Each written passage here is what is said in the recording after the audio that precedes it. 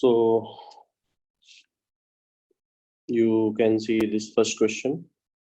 The heat is supplied slowly to the 10 mole of monatomic gas. Initial pressure and temperature conditions are given. Container of fixed walls, rigid it is. Explodes after 24 minutes. Heat is supplied, another identical vessel, same volume. Now you have a mixture of the mono and diatomic gas. You have 2 mole monatomic gas and 6 mole diatomic gas. At the total pressure of the, okay, initial total pressure is same as the initial total pressure in beginning when you have only mono. Again exploding, okay. So I think we are able to understand it will explode when its final pressure at the same state of final pressure, it will be exploding whatever is its volume. Okay, in your question, volume even is given as same, and you have in both case constant heat supply. So simple equations for heat supply and heat capacity and rise in temperature and respective rise in pressure in terms of that we can write, and as it is a isochoric type of process, it will be easy writing the heat equations. So for first case, suppose that we are writing first case when you have 10 mole monatomic gas, you are getting power supply, energy supply at a rate P, suppose that, and you have received this supply for 24 minutes. And heat capacity, you have monatomic gas and respective, okay, I am writing my equations of the 3 by 2 R final minus T initial. In terms of that we can write, and that equally well as 3 by 2 of P, P final minus P initial, which is P naught of V. V is the volume of vessel, can write.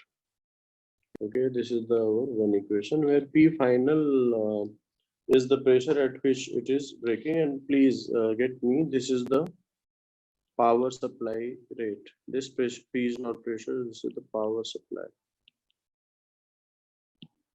Or better take some other symbol Q here. Second case, important thing will be what? Only one heat. The term 3 what we have written here because of monatomic gas, there we need to know, like the 3 you can't write directly 3. This is the, you can say, degree of freedom effective, and there you can write the degree of freedom more properly. The effective degree of freedom even we can write, or this basic equation we can write. So it's better if we are making our equation in this form where we know we have equal initial pressure and equal final pressure we want to achieve. So the best thing is what in second case, as this is also same and our requirements are pressure thing, just try to know what is the effective degree of freedom in second case. So for second case, again the supply, you see the source is identical, vessel is identical, and time things we don't know, this is unknown. Okay, is the again this F by 2, F is unknown, P final minus P initial, which is P naught, is the V known, this is second equation. Two unknowns, one is what, just simple take the ratio, we will get the T prime, but yes, we need to know what is F. And for F, I think we can write easily, you people are able to understand, that is the 2 of 3. This is the degree of freedom for monatomic gas, and the 6 of that diatomic gas having degree of freedom 5 by total moles you are having 8. So that number you see, like what is this? This is going to be how much? Hmm. Hmm. Hmm. 3 plus 15 by 4.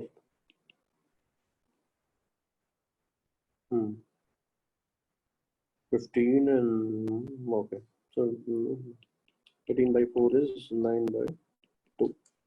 Just keep this value and keep this value there and get the your answer for time t prime. Okay. So just oh,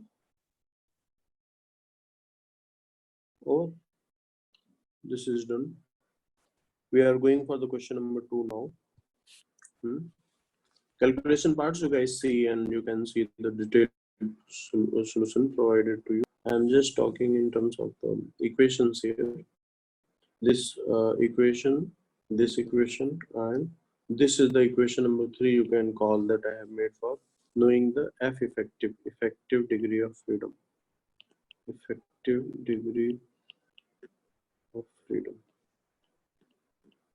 Should basically you are writing like heat supplied is the constant volume utilization of heat in both the cases. So the F effective concept I'm not stretching much on that, but we are on our way. Okay, question number 2. Smooth L-shaped rod ABC is rotating in horizontal with the angular velocity omega naught. Okay, omega naught. Vertical axis at the instance shown the particle of mass m collide with the rod at on the BC part near the end C here as shown in figure. Just before collision, the velocity makes an angle 43 degree with the BC line BC. Okay. If particle collides with the rod perfect inelastically, this word perfect inelastically, then what should be the value of V naught so that the after collision the rod comes to rest?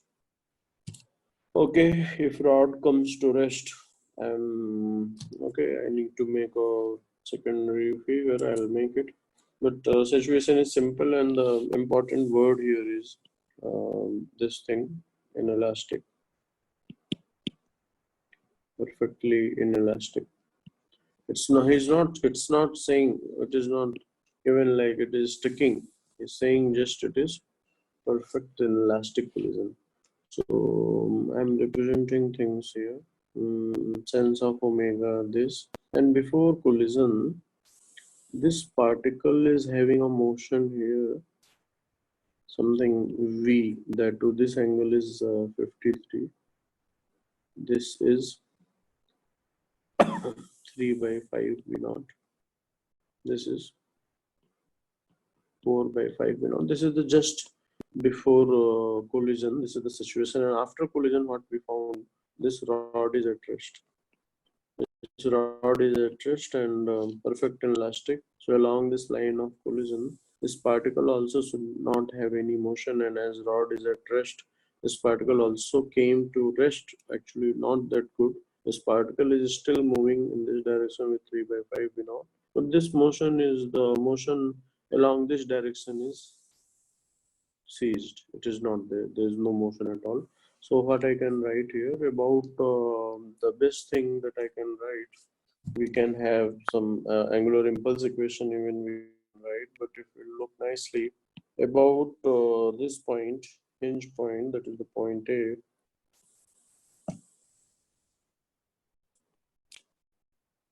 the angular momentum of the rod and the particle, especially due to this motion of particle, not the due to this motion we need to ignore. I'm not talking about this horizontal motion. I'm talking only about this motion of particle and the rod.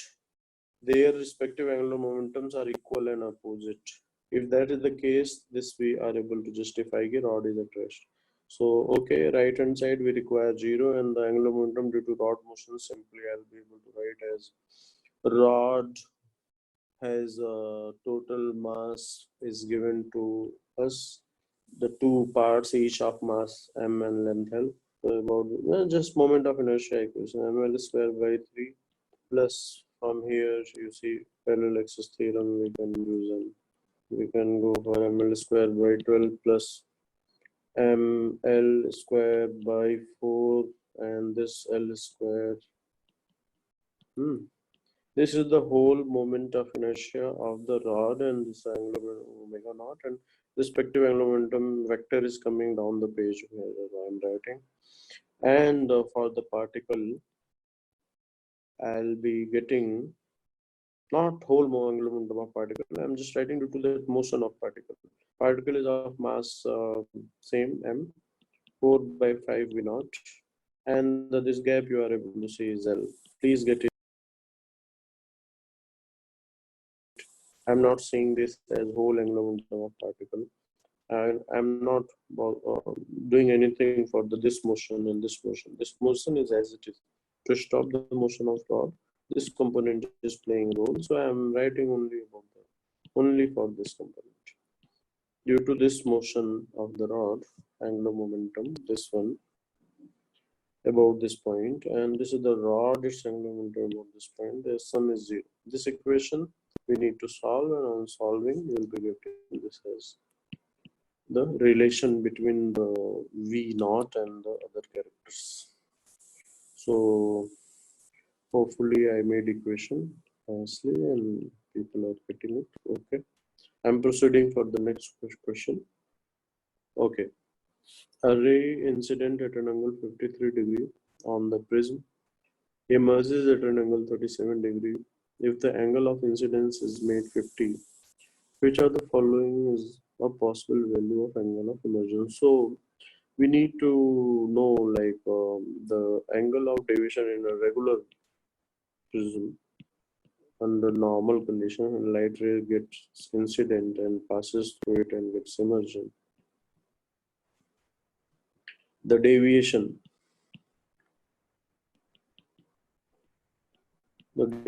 and the angle of incidence, respective variation, if we will think this deviation and angle variation is something non-symmetric.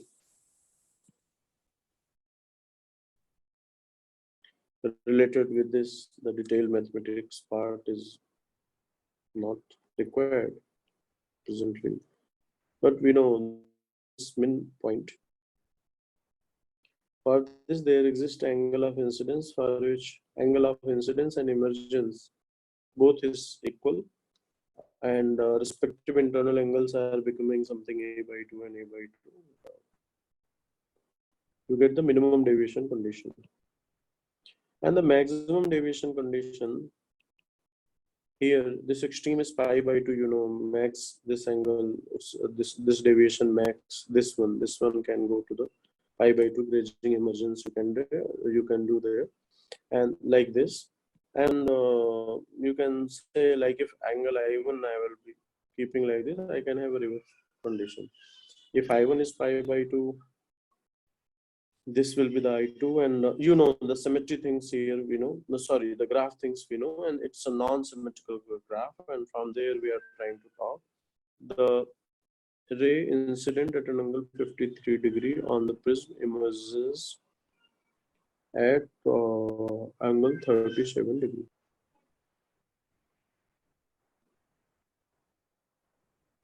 If the angle of incidence is 53, you see initially what is happening, you have a 53 degree angle here, emerges at an angle 37 degree. This angle is 37 degree here. Now what we are doing, that angle we have changed and we made 53. If we are changing that angle to 53, I feel such a angle of incidence we are trying to make now, which is 50 degree, and respective angle of emergence, what it should be, we are very sure it should be something more than this. Here you have made a 3 degree change. The change here must be because of the non-symmetry, and this portion, you see this portion is smaller than this portion. Here change is 3 unit here change should be smaller. So this change, okay, this value of angle, ideally it should not be even 37 plus 3. This angle theta should be less than that of 40 degree. It cannot be 40 also. 40 is also not a possibility. And less than 37 is not a possibility. So I think with elimination things, you can work here. This 38 degrees is the best possible option out of all given. So we are proceeding for the next question. Initially, the setup shown in the figure is at rest, and okay, all the coefficient of friction between 3 and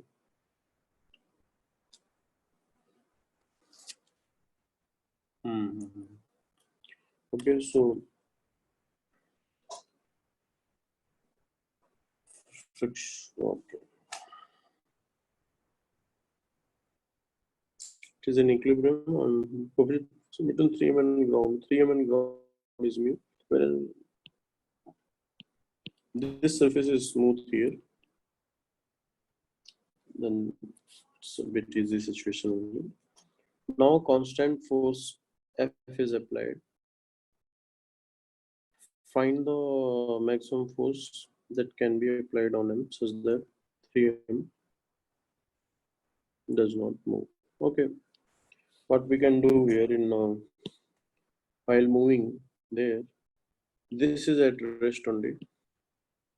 We are assuming this due to our force, this have not moved. And suppose that we got some elongation in this spring as x1, and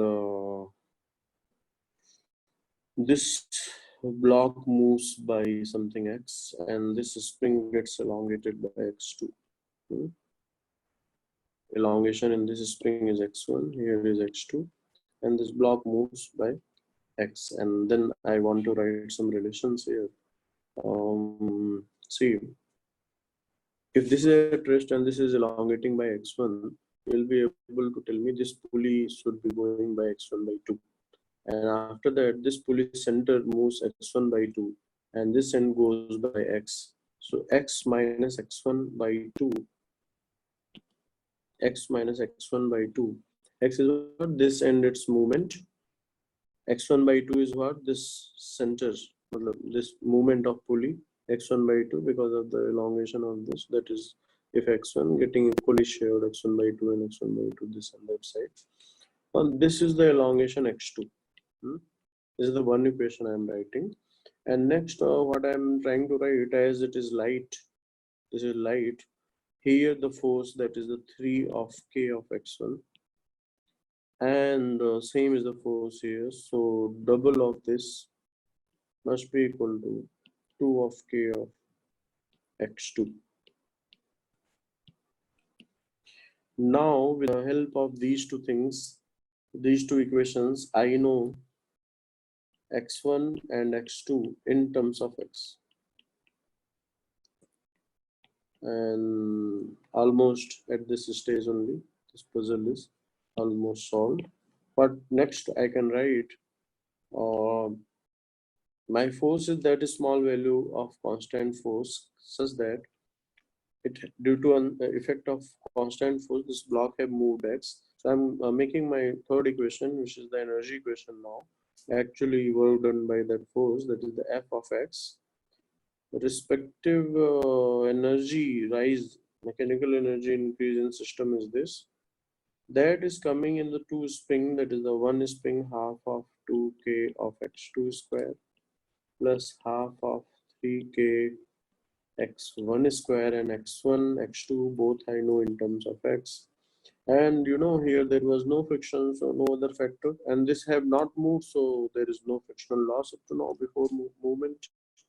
So you see x1 x2 you know in terms of x, and now here there is another relation. Just keep x1 x2 in terms of x, and now you are going to get the with help of this equation of energy equation, you will be able to make one more condition here only. This thing I am writing again here. You can call it as equation number 4, but here only I am writing this force 2kx2 is the 2 of k of x1, and this force actually 3kx1 is equal to 3 3mg mu into 2. Point is what key?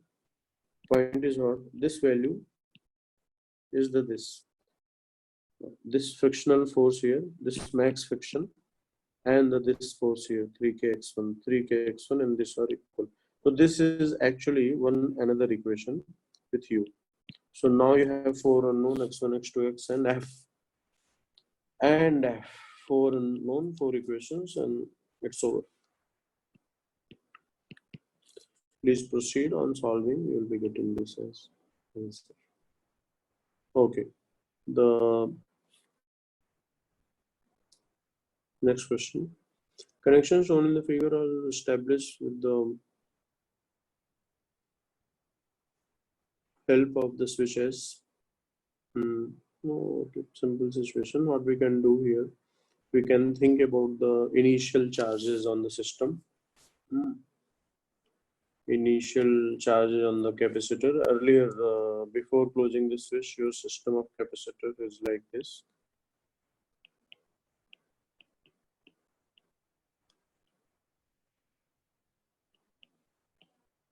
We can know what is the positive charge, what is negative charge, positive, negative.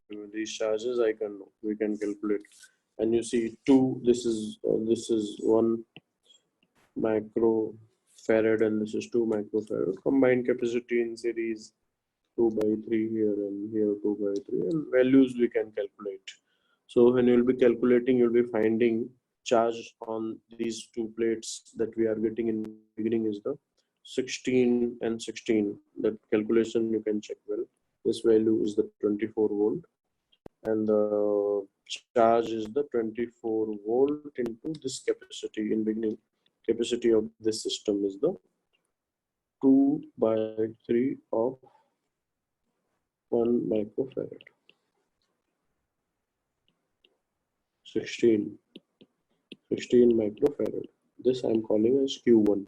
So earlier you have this charge here also plus 16 minus 16. This is the situation. After closing, what will happen? After closing,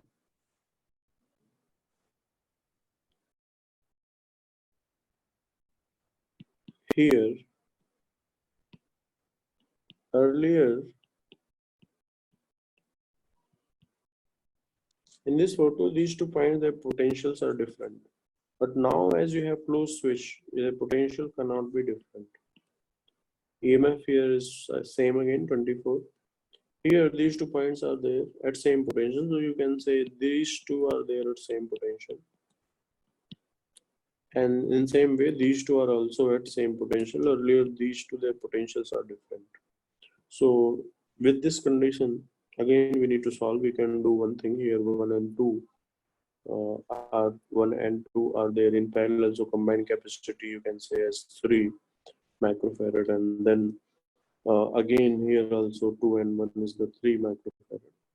And one more thing while doing such problem, sometimes we get an issue like you have closed the switch, and you may have an issue of some bound charge. So you see, do you have any bound charge here? Here negative, there positive, again negative, positive, and all are having equal values. So yes, I'm sure that this my system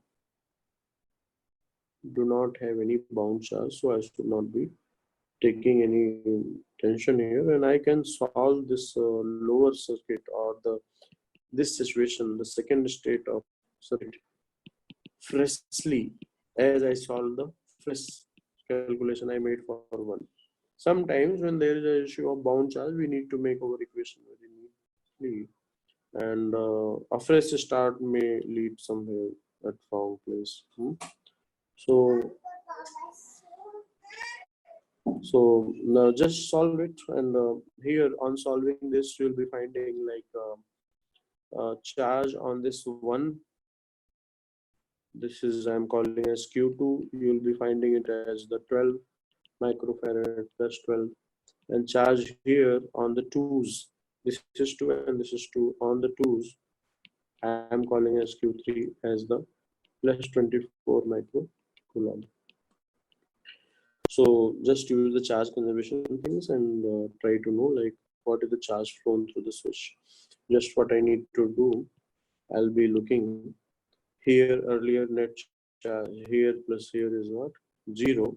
But now here you see on this one I have minus 12 and there I have plus 24, meaning plus 12 have moved from here to there.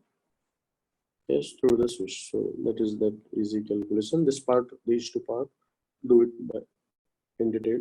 It's easy to get these two. Refer to the solution given. Okay, we are going for question number 6. When a duster is rubbed on a whiteboard to rub clean the whiteboard of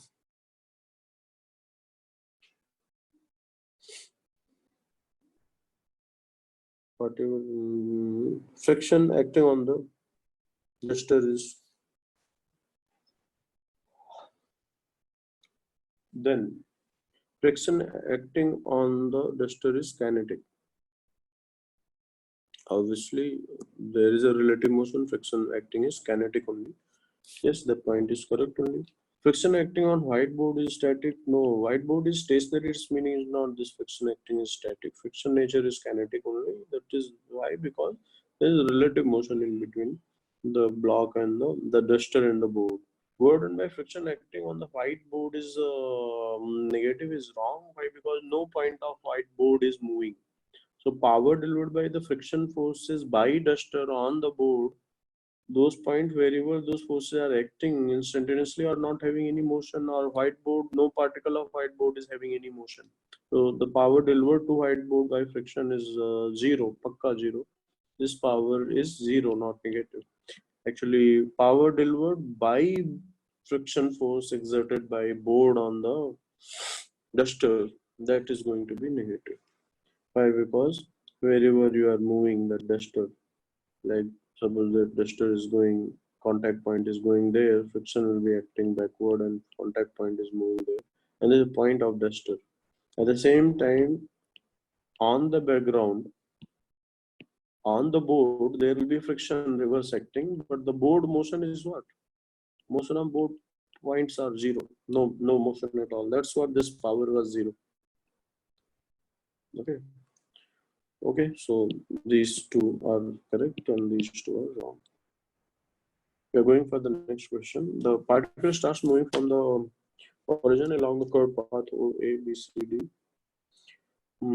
The one important point is what the x coordinate always increases to constant rate, meaning the speed in x direction is constant.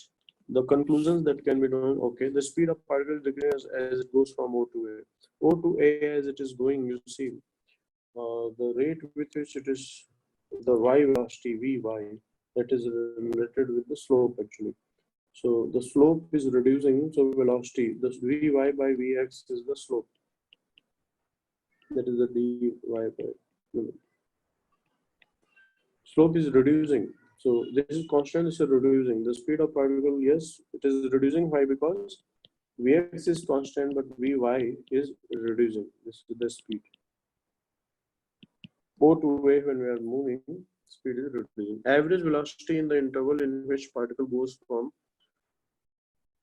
O to B is equal to the instantaneous velocity of the particle when it goes from, always average velocity in the interval, average velocity in the interval in which particle goes from O to B is equal to the, yes, obviously. Why? Because the, you see, displacement is what? This displacement is the only along the y along the x direction, and respective velocity was constant. And at point C, what motion you have, that is the Vx only. There is no scope of any Vy because of slope conditions. Right now, velocity in y direction is 0, and here the average is what? The distance traveled by the time taken, and as this speed was constant, This point is going to be correct. At point A, this is the point A. At point A, acceleration of the particle is 0, r in minus j direction if non-zero. Okay, at point A, acceleration of particle is either 0. No, it's not 0. Why? Because the particle is performing curvilinear motion. Even at that stage also it is having some speed, and the speed is in the positive x direction, and because of the curvature things you see here, here, it is going in a track whose curvature is there somewhere here. Center of curvature is somewhere here. So acceleration should be in minus of j direction. That is correct. Average acceleration of the particle. Average acceleration of particle in the interval in which the block goes from B to D is 0 is wrong totally. Why? Because right now velocity at D is there here, and here at B is there here. So average acceleration to make it 0, the acceleration average to make it 0, we need delta V by delta T, which is not